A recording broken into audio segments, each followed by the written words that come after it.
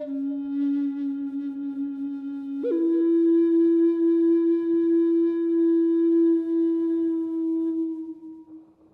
natives of Indiana, communities like the Miami, the Potawatomi, Shawnee, those were the original populations in the state of Indiana, and during settlement they were pushed out, and eventually in the 1830s they were removed under the Indian Removal Act, and they were removed to Oklahoma, or what is now Oklahoma and Kansas. At the time it was Indian Territory. And then settlers came in and started growing corn and building universities and things like that. A little less than 200 years ago, this was native land.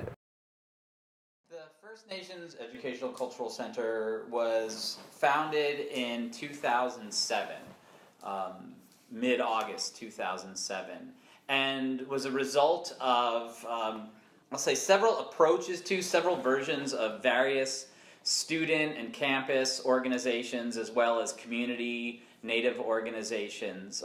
As I said, taking different form, taking different shape, and shifting and changing, and eventually it was requested that IU form an official cultural center, so that the student organizations and community organizations could have a physical place like the other cultural centers on campus.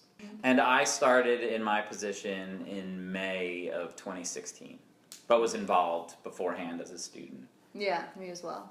There aren't many Native students here, so we represent less than 0.1% of the population. So if there are 40,000 students, there's only 44 Native students. We're just not thought of when you think of student groups. You don't think of Native student groups. There's not many of them here.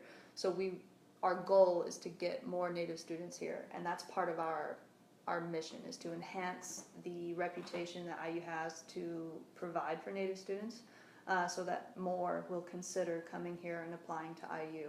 So when elementary, middle, high school students in the state of Indiana learn about Native American people and tribes, they learn about it in an historical sense. From the 1800s. They don't learn about contemporary Native American culture or cultures or tribal cultures.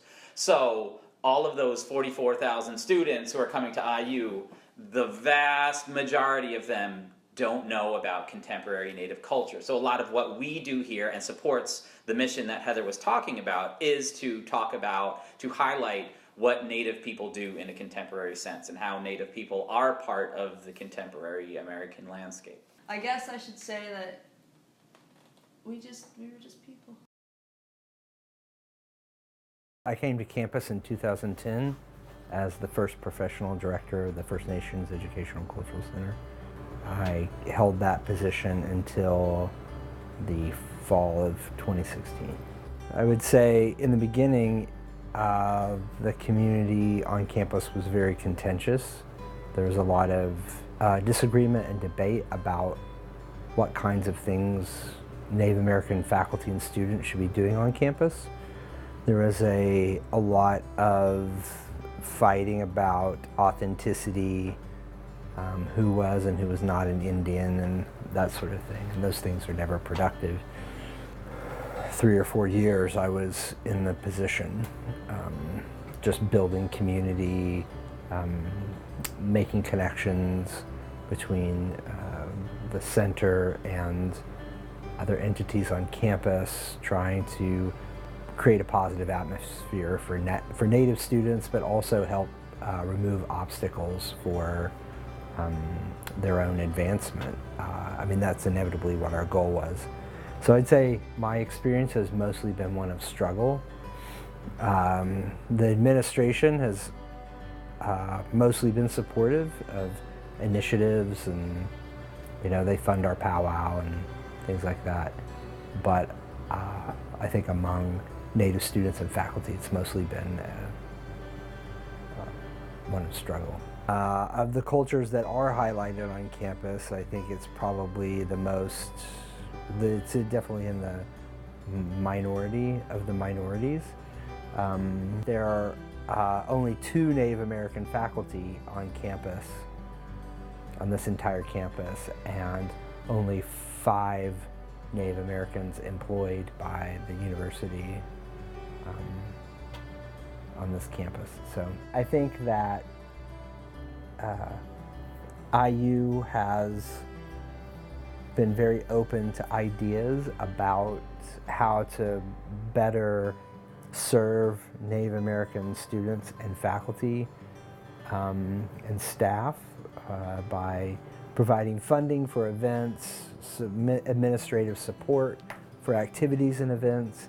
And this last year they brought, I can't remember how many, but 7 or 8 tribal leaders from former tribes of Indiana to campus for a 3-day summit where tribal leaders spoke to high-level administrators about IU's obligation to educate the original inhabitants of the land that the university sits on. You know. The university, to me anyway, the university has been largely supportive of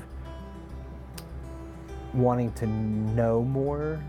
They've been engaged in a way that I haven't experienced at many other universities, even universities that are in states with high Native populations.